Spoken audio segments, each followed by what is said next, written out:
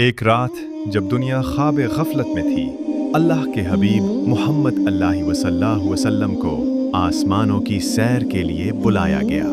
یہ سفر مسجد حرام سے شروع ہو کر مسجد اقصیٰ تک پہنچا، جہاں تمام انبیاء نے حضور اللہ وصلہ کی امامت میں نماز ادا کی۔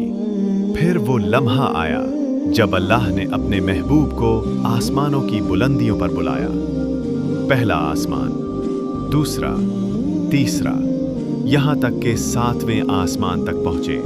جبرائیل نے کہا، یا رسول اللہ صلی اللہ علیہ وسلم، یہاں سے آگے میں نہیں جا سکتا۔ اور پھر نبی کریم اللہ صلی اللہ علیہ وسلم تنہا سدرۃ المنتہا تک تشریف لے گئے، جہاں اللہ رب العزت نے اپنے محبوب سے براہ راست ملاقات فرمائی۔ یہی وہ رات تھی جس میں 5 نمازوں کا تحفہ ملا۔ یہ معراج صرف جسمانی سفر نہیں، یہ عشق کا عروج تھا، جہاں بندہ اپنے رب کے سب سے قریب ہوا۔